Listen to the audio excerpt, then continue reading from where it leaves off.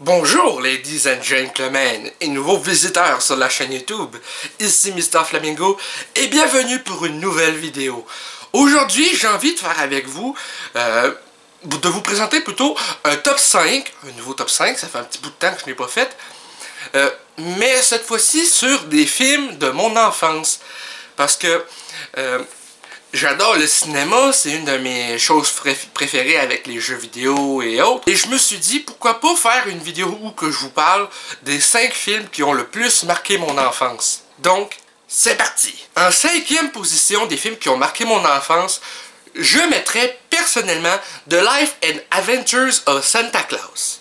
Le film The Life and Adventures of Santa Claus raconte l'histoire du Père Noël dans sa jeunesse, alors qu'il sculpte des jouets en bois pour donner à des enfants. Ce film m'a marqué parce que quand j'étais petit, bien sûr, on croit tous au Père Noël quand on est petit. Je sais pas, il y a quelque chose avec ce film-là qui m'intéressait, le fait qu'on voit de sa jeunesse quand il est dans la vingtaine, ou qu'il sculpte des jouets pour des enfants, et qu'après ça, on voit après ça son parcours jusqu'à temps qu'il devienne le Père Noël plus vieux avec les cheveux blancs, une grosse barbe blanche.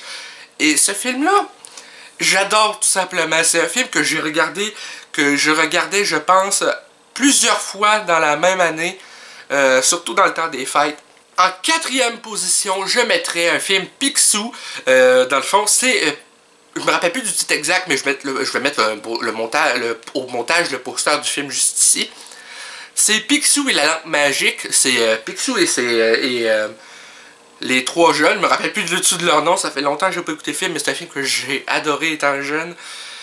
C'est un film où ils trouvent une lampe magique, où il y a un génie. Il se passe plein de choses et c'est vraiment un film que je regardais énormément. Je le louais en VHS étant petit et vraiment ce film-là, ça m'a marqué à cause que, je sais pas, c'est les affaires, ça m'a marqué plus que le film Aladdin par exemple, que j'ai regardé peut-être une fois ou deux quand j'étais petit. Mais ce film-là, c'est définitivement un film que j'ai regardé, au moins que je louais assez fréquemment. En 3e position, L'Ourson Tangerine. Ce film-là, ça se passe dans une boutique de jouets. Et ça raconte principalement l'histoire d'un ourson lors de sa fabrique au début, que lui a été fait avec la bouche à l'envers. Donc au lieu d'un sourire, lui, c'est une face baboune. Et il est très dur à vendre aux enfants. Et ce film-là m'a vraiment intéressé parce que ça raconte vraiment l'histoire de cet ourson-là qui va se faire ami avec d'autres jouets dans la boutique. De ce que je me souviens, je l'ai en VHS ce film-là, je vais l'acheter éventuellement en DVD sur Amazon ou eBay.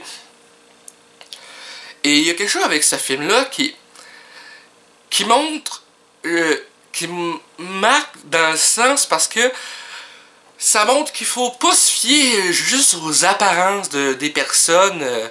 Bon, là, dans ce film-là, c'est des jouets. Mais ça montre pour moi qu'il faut pas se fier juste aux apparences de quelqu'un qui est différent, que chaque personne, malgré leurs différences physiques, peuvent être une personne très gentille. Et c'est pour ça que ce film-là m'a marqué. Numéro 2, Peter Pan, version 2003. Par contre, je dois vous dire que j'ai vraiment hésité entre ce film-là, entre Peter Pan 2003 et celui-là de 1956 et la suite sortie en 2002, ainsi qu'avec Hook, avec Robin Williams. J'ai beaucoup hésité parce que Hook, c'est un de mes films préférés de tous les temps, et une des meilleures prestations pour moi de Robin Williams, paix à son âme.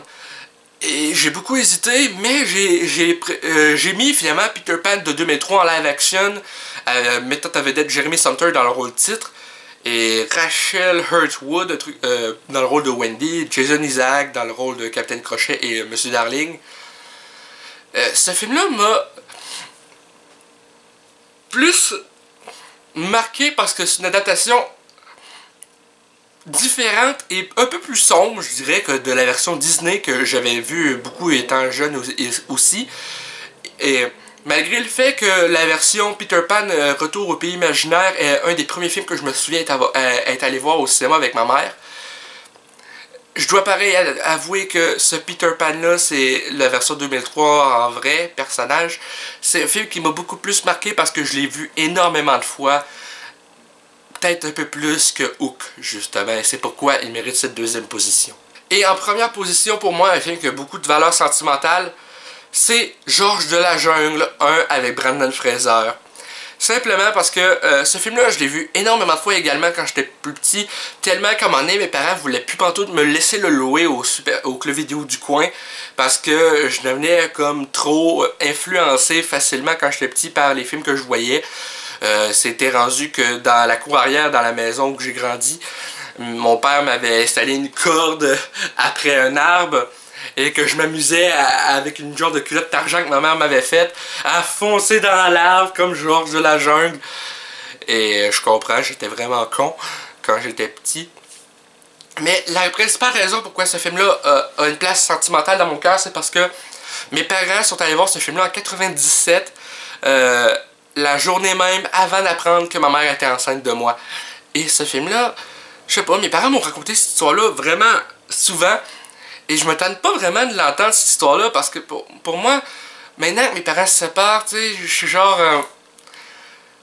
ça a une place dans mon cœur parce que ça me rappelle qu'ils ont quand même été ensemble 26 ans, et autres, et que ça me dit, ben, malgré le fait que des couples puissent se séparer, il faut pas oublier que l'important c'est qu'ils ont, même si des couples se séparent après avoir eu des enfants, l'important c'est qu'ils ont été heureux ne serait-ce que quelques années et que l'enfant c'est certainement pas quelque chose qu'ils vont regretter d'avoir eu avec cette personne-là malgré le fait que l'amour n'est plus aussi présente que ça. Et vraiment cette histoire-là du fait que ma mère a appris après ça la journée suivante qu'elle était enceinte de moi, ça m'a marqué. Et depuis ce temps-là, je sais pas, je regarde ce film-là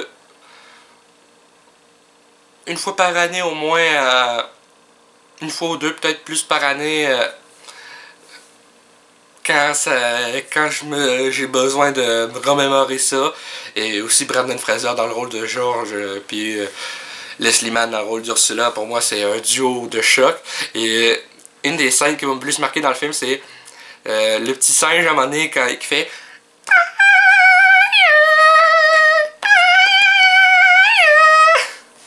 C'était vraiment drôle. C'est une scène qui se passe un peu avant ou après un affrontement entre le lion et George au début du film. Et je sais pas, le petit singe qui faisait le cri de George. Ça me faisait vraiment rire. Je sais pas si c'était par effet spéciaux ou un singe entraîné pour faire ça puis écrit a été mis au montage, je n'en ai aucune idée, mais je sais pas, c'est une scène qui m'a fait extrêmement rire. Ou une autre qui m'a marqué dans le film, c'est quand Thomas Haden Church tombe dans la bouse d'éléphant ou quelque chose. Peut-être première, genre je suis plus beau et tout, et wouhou! Peut-être dans le film, dans la merde, en tout cas.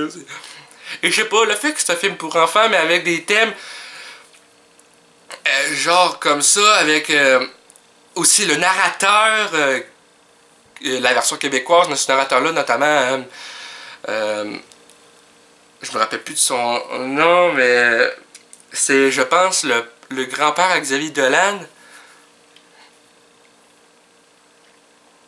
qui doublait aussi Robin Williams dans les deux premiers New Musée, avant d'être remplacé par Manuel Tadros, justement parce que ce doubleur-là, je me rappelle vraiment plus de son nom, est décédé. La voix qui faisait le narrateur dans les deux premiers films. Ah, ça me fait chier d'avoir oublié le nom.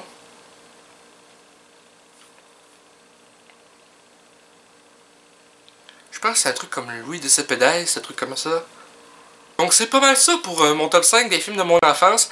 C'est vraiment des films qui m'ont marqué. Et ça a été assez dur de faire ce top parce que justement j'ai vu énormément de films, j'en possède au-dessus de 500. Il faut tout que mon père vienne m'installer des tablettes en face de moi dans mon salon pour que je puisse mettre tous mes films vu qu'ils sont encore chez mes parents. Puis il va falloir se dépêcher puisque la maison est en vente. Enfin bref. Donc merci d'avoir écouté cette vidéo, ça a été vraiment plaisant à faire cette vidéo et à partager avec vous des moments de mon enfance qui m'ont vraiment marqué et intéressé. Donc, enfin bref, merci d'avoir écouté cette vidéo encore une fois. Si elle vous a plu, n'hésitez pas à laisser un commentaire respectueux s'il vous plaît. Un petit like, ça fait toujours plaisir. Et un abonnement à ma chaîne et à celle de mes collaborateurs pour de nouvelles vidéos chaque semaine. Sur ce, YOLO!